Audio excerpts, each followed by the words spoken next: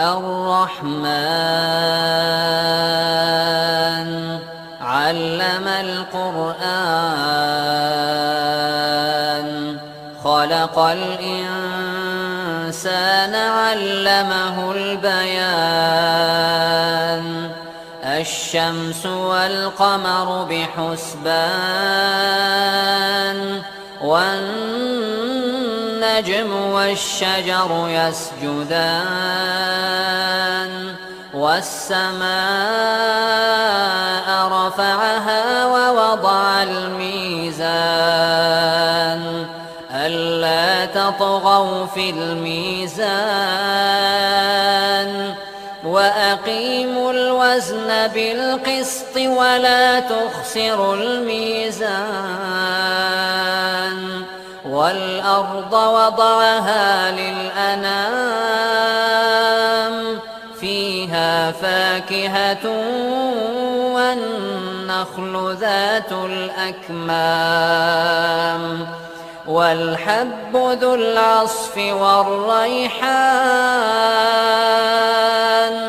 فبأي آلاء ربكما تكذبان خلق الإنسان من صلصال كالفخار وخلق الجان من مارج من نار فبأي آلاء ربكما تكذبان رب المشرقين ورب المغربين فبأي آلاء ربكما تكذبان مرج البحرين يلتقيان بينهما برزخ لا يبغيان فبأي آلاء ربكما تكذبان يخرج منهما اللؤلؤ والمرجان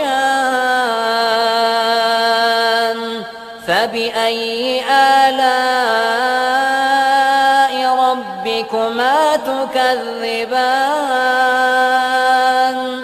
وله الجوار المنشآت في البحر كالأعلام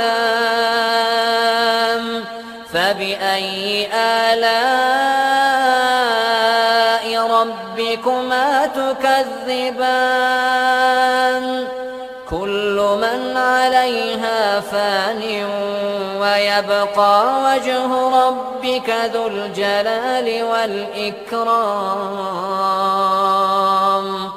فبأي آلاء ربكما تكذبان يسأله من في السماوات والأرض كل يوم هو في شأن فبأي آلاء ربكما تكذبان سنفرغ لكم أيها الثقلان فبأي آلاء ربكما تكذبان يا معشر الجن والإنس إن استطعتم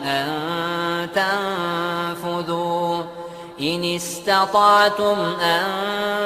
تنفذوا من أقطار السماوات والأرض فانفذوا لا تنفذون إلا بسلطان فبأي آلاء ربكما تكذبان يرسل عليكما شواظ من نار ونحاس فلا تنتصران فبأي آلاء ربكما تكذبان فإذا انشقت السماء فكانت وردة كالدهان فبأي آلاء ربكما تكذبان فيومئذ لا يسأل عن ذنبه إنس ولا جان فبأي آلاء ربكما تكذبان يعرف المجرمون بسيماهم فيؤخذ بالنواصي والأقدام فبأي آلاء ربكما تكذبان هذه جهنم التي يكذب بها المجرمون يطوفون بينها وبين حميم آن فبأي آلاء ربكما تكذبان ولمن خاف مقام ربه جنتان فبأي آلاء ربكما تكذبان ذواتا أفنان فبأي آلاء ربكما تكذبان فيهما عينان تجريان فبأي آلاء ربكما تكذبان فيهما من كل فاكهة زوجان فبأي آلاء ربكما تكذبان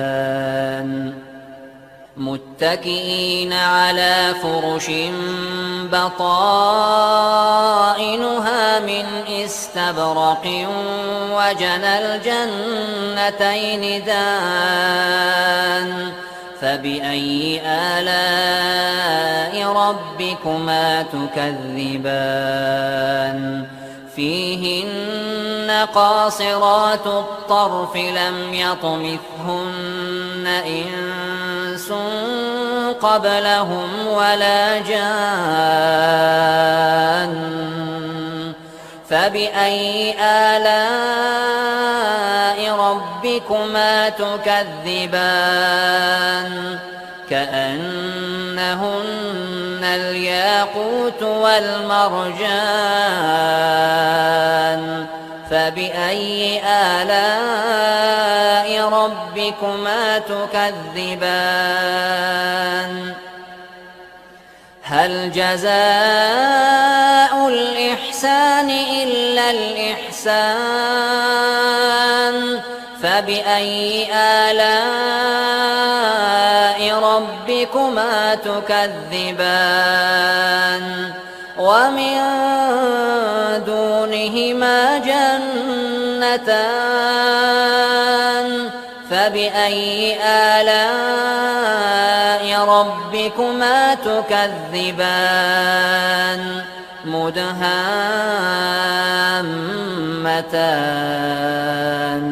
فبأي آلاء ربكما تكذبان فيهما عينان نضاختان فبأي آلاء ربكما تكذبان